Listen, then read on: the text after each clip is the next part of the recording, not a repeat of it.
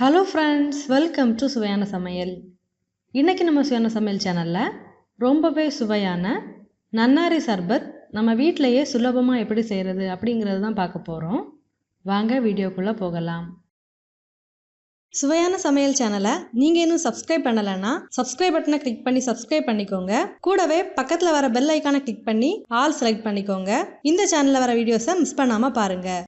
இதில் 100 கிராம் நன்னாரி வேர் எடுத்திருக்கேன். நன்னாரி வேரை உரலில் போட்டு நல்லா இடித்து எடுத்துக்கோங்க.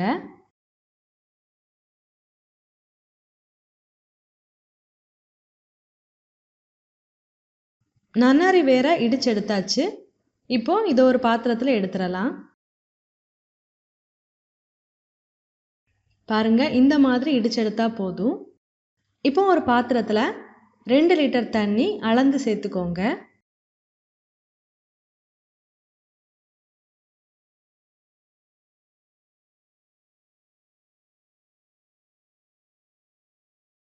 இந்த தண்ணியில் நம்ம இடித்து எடுத்து வச்சுருந்த நன்னாரி வேரை சேர்த்துடலாம்.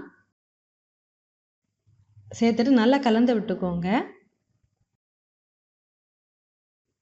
நல்லா கலந்து விட்டதுக்கு அப்புறமா இதை ஒரு 8 மணி நேரம் இந்த தண்ணியில் நல்லா ஊற விடுங்க. நன்னாரி வேரை நைட்டு நீங்கள் இந்த மாதிரி தண்ணியில் ஊற போட்டிங்க அப்படின்னா காலையில் வரைக்கும் ஊற விட்டால் போதும். பாருங்கள், இந்த நன்னாரி வேரை தண்ணியில் நல்லாவே ஊற விட்டு எடுத்தாச்சு. இப்போ இதை நல்லாவே கொதிக்க விட்டுக்கோங்க.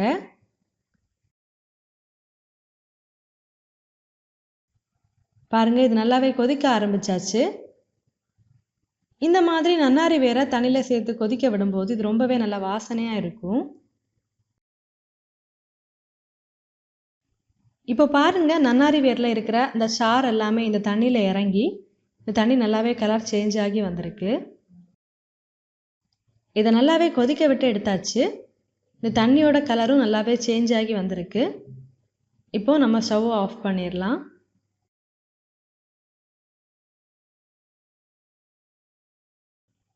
இப்போது இந்த தண்ணியை வடிகட்டி எடுத்துக்கோங்க. இந்த மாதிரி ஒரு துணி போட்டே வடிகட்டுங்க.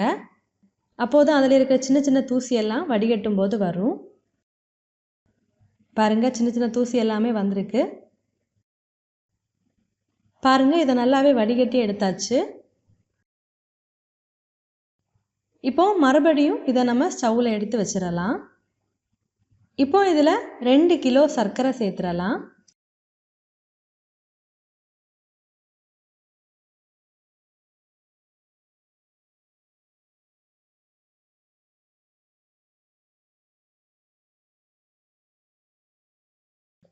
இந்த சர்க்கரை நல்லா கரையிற அளவுக்கு இதை நல்லா கலந்து விட்டுக்கோங்க.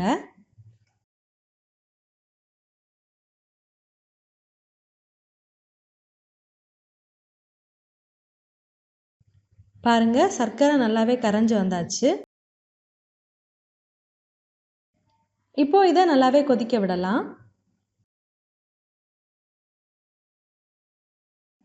பாருங்கள், இது நல்லாவே கொதிக்க ஆரம்பிச்சாச்சு.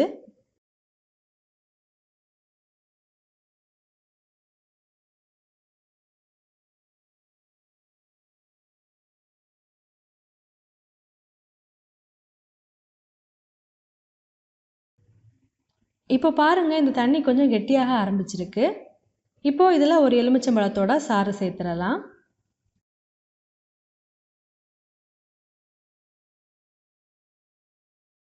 சேர்த்துட்டு நல்லா கலந்து விட்டுக்கோங்க.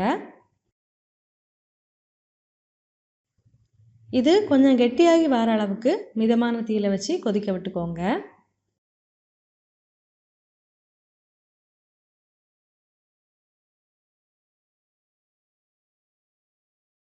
இப்போ பாருங்கள், இது கொஞ்சம் கெட்டியாகி வந்தாச்சு.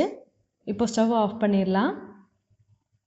இது நல்லா கெட்டியாக அவசியம் இல்லை, இந்த மாதிரி இருந்தால் போதும்.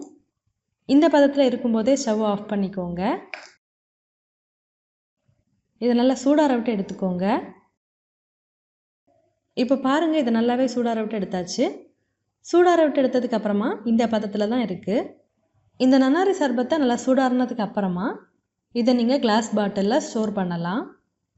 நம்மளோட நன்னாரி சர்பத் ரெடி ஆகிடுச்சு. இப்போது இதை வச்சு சர்பத் எப்படி போடுறது அப்படிங்கிறத பார்க்கலாம். இந்த சர்பத் பார்த்திங்கன்னா நம்ம கடைகள்லேருந்து வாங்குகிற சர்பத் மாதிரியே தான் இருக்கும். ஆனால் இதில் கலர் மட்டும்தான் சேஞ்ச் ஆகிருக்கும்.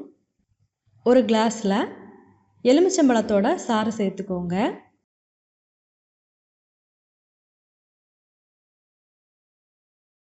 இது கூடவே நம்ம ரெடி பண்ணி எடுத்து வச்சுருந்த நன்னாரி சர்பத்தை சேர்த்துடலாம்.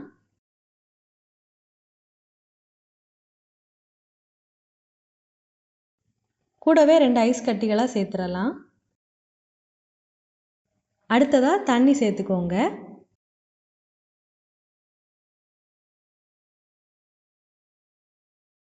சேர்த்துட்டு நல்லா கலந்து விட்டுறலாம். பாருங்கள், ரொம்பவே சுவையான நன்னாரி சர்பத் ரெடி ஆகிடுச்சு. இந்த நன்னாரி சர்பத் பார்த்திங்கன்னா நம்ம கடைகள்லேருந்து வாங்குகிற சர்பத்தோட சுவை மாதிரியே தான் இருக்கும். பாருங்கள், ரொம்பவே சுவையான நன்னாரி சர்பத் ரெடி ஆகிடுச்சு. நீங்களும் இந்த மாதிரி செஞ்சு பாருங்கள். செஞ்சு பார்த்ததுக்கப்புறமா உங்கள் கமெண்ட்ஸை மறக்காமல் எங்களோட ஷேர் பண்ணுங்கள். இந்த வீடியோ உங்களுக்கு யூஸ்ஃபுல்லாக இருந்துச்சு அப்படின்னா உங்கள் நண்பர்களோட பகிர்ந்து கொள்ளுங்கள். நீங்கள் இன்னும் நம்ம சுவையான சமையல் சேனலை சப்ஸ்கிரைப் பண்ணலைன்னா மறக்காமல் சேனலை சப்ஸ்கிரைப் பண்ணிக்கோங்க. இந்த மாதிரி சுவையான ஒரு ரெசிபியோட நான் உங்களை சந்திக்கிறேன். அது வரைக்கும் சுவையாக சமைங்க, சுவையாக சாப்பிடுங்க. நன்றி.